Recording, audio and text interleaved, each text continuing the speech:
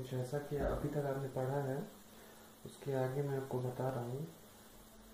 तो अभी तक आपने जितना पढ़ा है उसमें आपने पढ़ा है ईएमएफ इक्वेशन और पढ़ा है ट्रांसफॉर्मेशन रेशियो। तो थोड़ा सा रिकॉल करते हुए फिर आगे बढ़ते हैं।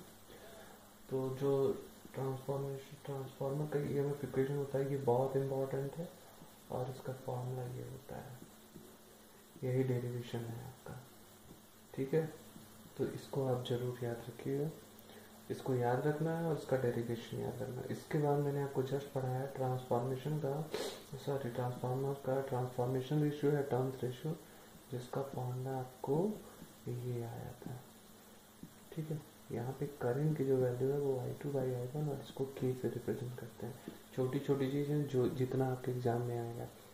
मैंने आपको ये बताया ईएमएफ इक्वेशन, ये है आपका टर्न्स रेशियो, और इससे पहले मैंने बताया था वर्किंग एंड प्रिंसिपल, या वर्किंग प्रिंसिपल बोलिए, कार्यविधि बोलिए या सिद्धांत बोलिए, दोनों उसमें सम्मिलित है या संलग्न है। तो इसके आगे हम बताने चल रहे हैं। और ये चीज़ मैंने आपको बताया था कि टर्न्स रेशियो के लिए हम ये मानते हैं कि ट्रांसफार्मर का जो ट्रांसफार्मर लेते हैं वह आइडियल होता है। आइडियल का मतलब कोई लॉस नहीं होता है, न ही लॉस का मतलब इफिशिएंसी पूरा पूरा होता है। ठीक है, तो इतना अगर आप समझ गए हैं तो हम आगे बढ़ते हैं, जो कि टॉपिक है losses and efficiency of transformer. Transformer की इफिशिएंसी कैसे निकालते हैं। ठीक है, तो ट्रांसफार्मर की इफिशिएंसी और लॉस निकालना बहुत आसान है, बस उसके लिए थोड़ी सी चीज़ें आपको जाननी पड़ेगी। किसी भी चीज़ का एफिशिएंसी निकालने का एक ही फॉर्मूला होता है, कितने आप इनपुट पे कितना आउटपुट पा रहे हैं। ठीक है, वही एफिशिएंसी। सपोज कोई एक लड़का है या लड़की है, कोई भी है, जो इतने में सपोज 100 दिन का काम 100 दिन में कर ले रहा है। ठीक है, किसी के लिए वो बनाया गया बैलेंस शीट पे कि वो 100 दिन कर पाएगा, तो वो लड़का भी 100 दिन में 100 दिन का काम 100 दिन में कर ले रहा है, तो ऑब्वियस सी बात है उसकी इफिशिएंसी 100% है। ठीक है, 100 दिन का काम 100 दिन में अगर कर रहा है तो ऑब्वियस सी बात है 100% इफिशिएंसी है। अगर वो 100 दिन का काम 120 दिन में कर रहा है तो उसकी इफिशिएंसी कितनी होगी, इसको आप फाइंड आउट करिएगा। और तीसरा चीज, अगर वही 100 दिन के काम को वह 80 दिन में कर रहा है तो उसकी इफिशिएंसी कितनी होगी। ठीक है, ये थोड़ा सा वाक टाइप का क्वेश्चन है, लेकिन आप समझिएगा जरूर, इसको बताइएगा। अभी मैंने इफिशिएंसी का मतलब ये होगा कि कितना इनपुट देने पे, सपोज हमारा इनपुट जो भी हो, मान लीजिए मैंने बताया 100 इनपुट देने पे अगर 100 आउटपुट पा रहा है तो इफिशिएंसी आपका कितना हुआ। अगर परसेंट में निकालेंगे तो ये 100/100 1 हुआ और इफिशिएंसी जो हुई वो 100% हुई। मतलब जितना इनपुट देने पे अगर उतना ही आउटपुट आ जा रहा है तो आपका इफिशिएंसी 100% है। ठीक है, अब देखिए, तो इसका जो फॉर्मूला बनता है किसी की चीज़ के लिए, इफिशिएंसी का जो फॉर्मूला बनता है वो इनपुट और ये होता है आउटपुट बटे इनपुट जो होता है वही होता है आपका इफिशिएंसी। यहाँ पे हम किसकी इफिशिएंसी निकालने जा रहे हैं, ट्रांसफार्मर की। ध्यान से देखना, तो ट्रांसफार्मर की इफिशिएंसी आप निकालने जा रहे हो। इफिशिएंसी को ईटा से रिप्रेजेंट करते हैं, किससे रिप्रेजेंट करते हैं, ईटा से। तो यहाँ पे इनपुट क्या आउटपुट क्या इनपुट, तो बेसिकली हम पावर ट्रांसफर कर रहे हैं, तो इनपुट और आउटपुट पावर। ठीक है, अगर हम इसके परसेंटेज में लिखना चाहेंगे, ये देखिए परसेंटेज में अगर हम आपको लिखना चाहेंगे तो हम यहाँ पे 100 से मल्टीप्लाई करके परसेंट बना देंगे। ठीक है, अच्छा अब इसमें दो तीन चीज़ें और जोड़ना है, आप समझते जाएंगे। आउटपुट पावर, ठीक है, यहाँ पे हमेशा आउटपुट आपका कम ही होगा इनपुट से, और इनपुट पावर को हम लिख सकते हैं output power plus losses in transformer. ठीक है, मतलब आउटपुट पावर और लॉसेस इन ट्रांसफार्मर। ठीक है, तो अगर हम इनपुट पावर यहाँ पे ये लिख सकते हैं, क्योंकि आउटपुट आपका जो होता है वो इनपुट से कम आ रहा है, तो क्या हो रहा है, इसका मतलब कुछ चीज़ें आपकी लॉस हो जा रही है। ठीक है, तो ये हुआ output power plus losses in transformer. इसका मतलब ये हुआ कि इफिशियंसी निकालने के लिए आपको क्या क्या जानना जरूरी है। आउटपुट पावर अगर जानना है, आउटपुट पावर पहले तो ये जान लीजिए, इनपुट और आउटपुट पता है तो निकल जाएगा। या तरीका ये है कि आउटपुट पावर पता हो और लॉस पता हो तो भी आप निकाल लोगे। ठीक है, तो हमारा ये जो टॉपिक है उसमें लॉस निकालना, इफिशियंसी निकालना, तो हम यहाँ पे इफिशियंसी लॉस निकाल लेते हैं, आउटपुट पावर निकाल लेंगे, तो इफिशियंसी आपकी निकल जाएगी। ठीक है, फिलहाल ये चीज आप यहाँ तक रखिए। फिर अब हम क्या करते हैं, टू फाइंड इफिशियंसी, इस पॉइंट को मैं लिख भी देता हूँ, टू फाइंड इफिशियंसी। ठीक है, वी नीड टू नो, हमें किसकी जरूरत है, we need to know about losses in transformer. ठीक है, तो मैं इसके बाद आपको लॉस बता रहा हूँ, फिर हम फाइनली इफिशियंसी को समराइज करेंगे। तो मैंने आपको जैसा बताया है उस हिसाब से आप ये समझो, इफिशियंसी का फॉर्मूला होता है आउटपुट बटे इनपुट, परसेंट में निकालना हो तो 100 से मल्टीप्लाई कर दीजिए, वो परसेंट हो जाएगा। अब इनपुट जो होगा आपका, जितना इनपुट होता है उतना आउटपुट नहीं आता है, इसका मतलब कुछ ना कुछ लॉस हो जाता होगा। तो आउटपुट पावर, आउटपुट और लॉस को अगर जोड़ देंगे तो वो इनपुट के बराबर हो जाएगा। ठीक है, अब हमको क्या करना होगा, इफिशियंसी निकालने के लिए लॉस को जानना जरूरी है। ठीक है, अब देखिए ट्रांसफार्मर में कितने तरह के लाभ होते हैं। There are two type of loss, दो तरह के लॉस होते हैं, इसको समझिएगा और ये एग्जाम में आएगा। There are two type of losses in transformer,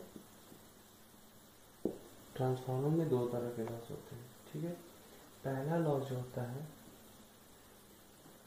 अच्छा एक चीज ये भी समझिएगा कि जितना आपको पढ़ना है मैं उतना ही बता रहा हूँ, क्योंकि आप सीएस स्टूडेंट हो, सीएससी में जितना आपको पढ़ना है उतना ही, बहुत ज्यादा नहीं पढ़ना है। तो पहला है ये आयरन लॉसेस। अब देखिए इसका नाम कितना सारा है, ये भी जानिए, इसको हम बोलते हैं कोर लॉस। ठीक है, आयरन लॉस लॉसेस है, कोर लॉस। ठीक है, आयरन लॉस, कोर लॉस। ठीक, ऐसे ही दूसरा है आपका कॉपर लॉस। ठीक है, कॉपर लॉस है, या इसको हम बोलते हैं ओमिक लॉस बोलते हैं। ठीक है, या इसको हम बोलते हैं आई स्क्वायर आर लॉस। ध्यान से समझिएगा, बहुत सारी चीजें हैं। इसको हम बोलते हैं फिक्स लॉस। फिक्स लॉस ये है आपका वेरिएबल लॉस। तो ये चीज आप समझ लीजिए कि दो तरह के लॉस होते हैं। कौन कौन से, एक तो फिक्स लॉस होता है आपका, एक होता है वेरिएबल लॉस होता है। ठीक है, तो इतना आपको क्लियर हो गया होगा। अगर इतना क्लियर हो गया है तो मैं एक एक चीज को टॉपिक वाइज आपको समझा रहा हूँ। ठीक है, तो दो तरह के लॉस होते हैं, एक आयरन लॉस, एक होता है आपका कॉपर लॉस। आयरन लॉस को हम बोलते हैं फिक्स लॉस भी बोलते हैं। ठीक है, आयरन मतलब लोहा। तो पहला जो शुरू करते हैं किससे, आयरन लॉस। ये जो टॉपिक है आयरन लॉस या फिक्स लॉस। फिक्स मतलब फिक्स्ड, पूरी तरह से फिक्स्ड। आयरन लॉस जो होता है यह दो तरह का होता है। ठीक है, और ये कहाँ होता है, आयरन लॉस कहाँ घटित होता है, यह कहाँ होता है, इट अकर्स इन कोर, क्रोड के अंदर होता है। एक्चुअली में आयरन लॉस जो होता है, आयरन जिसमें जिसमें होगा आपका, जहां जहां होगा आयरन वहीं पे ये घटित होगा। ठीक है, तो कहाँ पे घटित होगा, कोर के अंदर घटित होता है। और ये कितने तरह का होता है, दो तरह का होता है। पहला होता है हिस्टेरिसिस लॉस, समझिएगा ये बड़ा इम्पोर्टेंट है।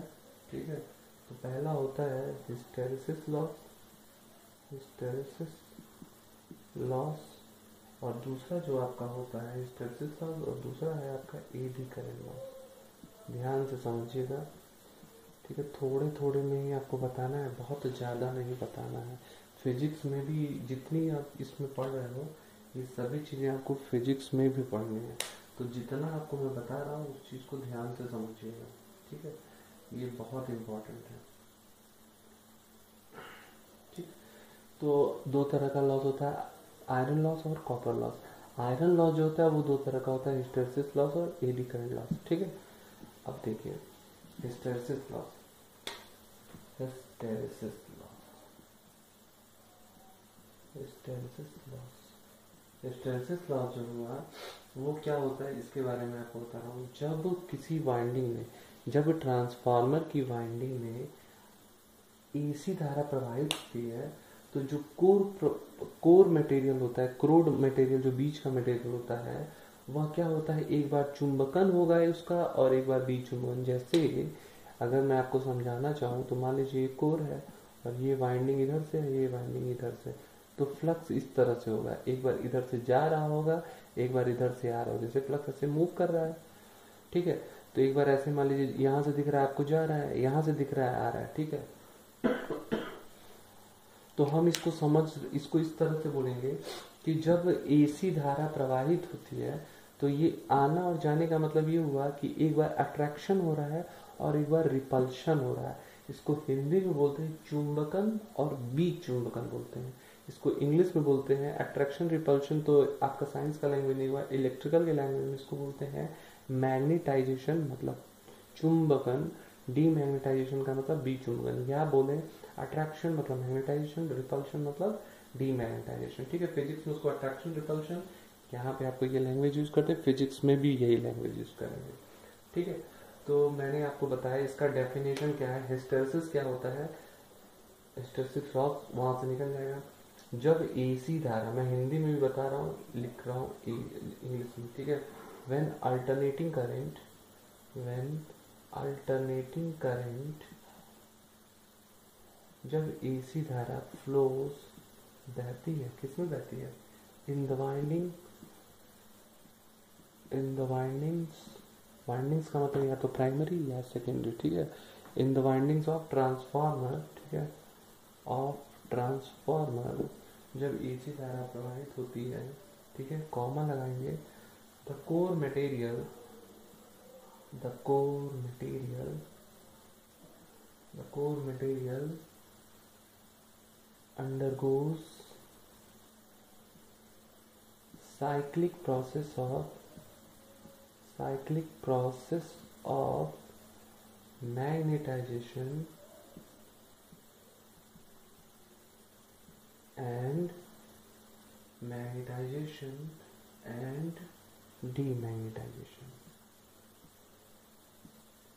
demagnetization, clear? This process is called is hysteresis, and this process to end losses due to this is hysteresis loss। ठीक है, तो मैं इसको फिर से आपको बता रहा हूँ वही चीज़, जैसे मान लीजिए ये कोर है, वाइंडिंग एक यहाँ होगी एक यहाँ होगी, तो फ्लक्स ऐसे बहता है, तो एक बार फ्लक्स ऐसे जाएगा, एक बार ऐसे, एक बार इधर से जा रहा है देखिए, और एक बार वहीं पे आ रहा है। ठीक है, तो क्या हो रहा है, एक बार फ्लो जब हो रही है धारा तो ट्रांसफॉर्मर, तो कोर मटेरियल में क्या होता है, cyclic process of magnetization, attraction repulsion हो रहा है, इसी को हिस्टैरिसीस बोलते हैं। अब एक बार अट्रैक्शन होगा, एक बार रिपल्शन होगा, तो ऑब्वियस सी बात है लॉस होगा, उसी लॉस को हम बोलते हैं हिस्टैरिसीस लॉस। हिस्टैरिसीस लॉस, इसको नोट करिए। और हिस्टैरिसीस लॉस को हम किससे रिप्रेजेंट करते हैं, ये एक पावर लॉस है, तो P मतलब पावर और H का मतलब हिस्टैरिसीस पावर लॉस। ठीक है, तो ये होता है, इसका फॉर्मूला होता है, कैसे इसको रिप्रेजेंट करते हैं, BM, मान लो ये N है, इस पे घात है FV। ठीक है, ये है आपका पूरा। तो pH का मतलब हिस्टैरिसीस पर हो गया, ये होता है कांस्टेंट, इसको बोलते हैं हिस्टैरिसीस कोफिशिएंट, ये है हिस्टैरिसीस कोफिशिएंट। BM आप जानते हैं मैक्सिमम फ्लक्स डेंसिटी। ठीक है, डेंसिटी, तो ये हो गया आपका। और ये जो N है यही कांस्टेंट है, जिसकी वैल्यू होती है 1.5 से 2.5 के बीच में, ये कांस्टेंट है। एफ जो है आपको पता ही है क्या होता है, फ्रिक्वेंसी हर्ट्ज में होता है। ये फॉर्मूला याद करना है। वी का मतलब वॉल्यूम, ठीक है, ऑफ कोर, ठीक है, मीटर क्यूब में। तो इतनी सारी जानकारी मैंने आपको दे दी हिस्टैरिसीस लॉस का, ये फॉर्मूला बताया, ठीक है। तो ये हिस्टैरिसीस लॉस दो तरह का होता है, एक हिस्टैरिसीस हो गया और दूसरा जो होता है वो होता है आपका एडी करंट लॉस। तो एडी करंट आ गया। एडी करंट लॉस जो होता है उसकी हिंदी अगर आप जानेंगे तो होता है भांवर धारा हानि। एडी करंट लॉस का मतलब हुआ भांवर धारा, मतलब चक्री वाली जो धारा होगी उसी को हम बोलते हैं भांवर धारा हानि। इसको हम बोलते हैं सर्कुलेटिंग करंट भी बोलते हैं। कौन सा करंट बोलते हैं, सर्कुलेटिंग करंट भी बोलते हैं, ठीक है। तो क्या होता है एडी करंट लॉस, क्या होता है, यह भी कोर में अगर कोई सर्कुलेटिंग करंट हो जाता है तो उसकी वजह से क्या होता है, आपका कोर में मैग्नेटिक फ्लक्स जो होता है वो कटने लगता है, मतलब ज्यादा कटने लगता है। और इस धारा की वजह से जो आपका लॉस होता है उसको हम एडी करंट लॉस। अब मैं इसको फिर से समझा रहा हूँ, आप समझिएगा। एक्चुअली में होता क्या है, जब हम ये कोर है इसमें हम धारा दे रहे हैं तो ऑब्वियस सी बात, ये धारा है, धारा यहाँ तक बहेगी, फिर यहाँ पे धारा आएगी, यहाँ बहेगी, प्रिंसिपल के हिसाब से। ये फ्लक्स का रास्ता है, ठीक है। तो हम तो धारा इसमें दे रहे हैं और इसमें दे रहे हैं, धारा इसमें दे रहे हैं तो इसमें बह रहा है, और ये म्यूचुअल इंडक्शन की वजह से इसमें चला जा रहा है। तो इसी दोनों में बहना चाहिए, इसके बीच में तो नहीं बहना चाहिए। लेकिन होता क्या है, जैसे फ्लक्स जो होता है दो तरह का होता है, एक मेन फ्लक्स होता है यूजफुल फ्लक्स, एक लीकेज फ्लक्स। लीकेज फ्लक्स की वजह से क्या होता है, कुछ धारा इस गोले रास्ते से ऐसे बहने लगती है, कुछ धारा, उसी धारा को हम बोलते हैं एडी करंट, भांवर धारा बोलते हैं। यहाँ तक ये बंद भी हो जाएगा तब भी कुछ देर तक ये धारा क्या होता है, बहने लगती है। अगर ये धारा बहेगी तो ये भी हीट करेगी, ये भी तो लॉस होगा, उसी लॉस को हम क्या बोलते हैं, एडी करंट लॉस बोलते हैं। शायद समझ में आया होगा, इतना आसान नहीं है इसको समझना, ठीक है। आपको जितना पढ़ना उस हिसाब से मैं बता रहा हूँ आपको, ये समझ लीजिए, ठीक है। तो मैंने जैसे बताया गोल गोल होता है, सर्कुलेटिंग करंट होता है, और कहाँ होगा ये सब चीजें, कोर में होती है। तो लिखिए एडी करंट, मैं आपको बता रहा हूँ एडी करंट जो होता है वह क्या होता है, circulating current, circulating current, circulating circuit बोलना है, circulating current in set up in core,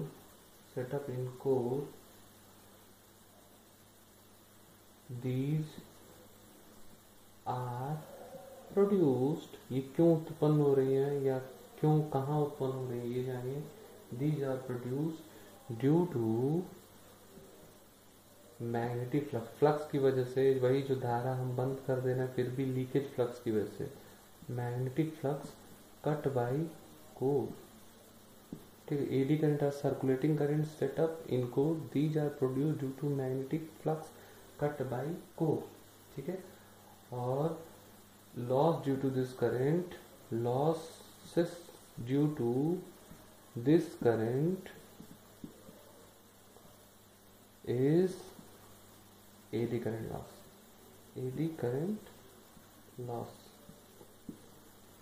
इसको हम P मतलब पावर लॉस, E का मतलब एडी करंट, ठीक है। तो इसको हम PE से रिप्रेजेंट करते हैं, किससे रिप्रेजेंट करते हैं, PE से रिप्रेजेंट करते हैं। अच्छा, इतना मैंने आपको बताया, फिर मैं इसको समझा भी दे रहा हूँ, मैंने मिटा दिया फिर भी समझा रहा हूँ, समझिएगा क्या होता है।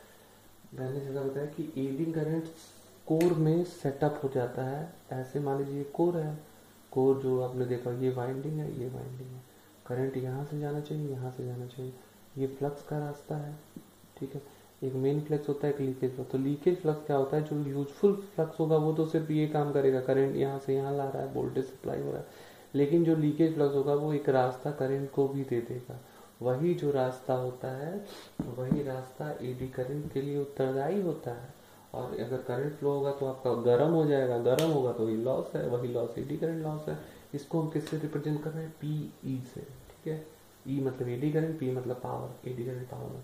इसका जो फॉर्मूला होता है KE B M square F square T square B, और जितना भी इसका यूनिट होगा वाट होगा, पहले वाले का भी वाट होगा। ये तो एडी करंट लॉस है। के ई का मतलब एडी करंट कोफिशिएंट, क्या है, कोफिशिएंट है। एफ का मतलब फ्रीक्वेंसी हर्ट्ज में होगा। टी का मतलब थिकनेस ऑफ कोर, करंट कितना ले रहा है इस पर डिपेंड करेगा, थिकनेस ऑफ कोर। वी तो आपको पता है वॉल्यूम है, और B M maximum flux density, B M क्या है, मैक्सिमम फ्लक्स डेंसिटी है। तो इतना सारा चीज आपने जाना, उम्मीद है इतना आपको समझ में आया होगा। ठीक है, तो मैंने आपको पहले ही शुरू में जो बताया उसको समराइज करते हैं, एक छोटे से फॉर्मूला समझ लीजिए। उस हिसाब से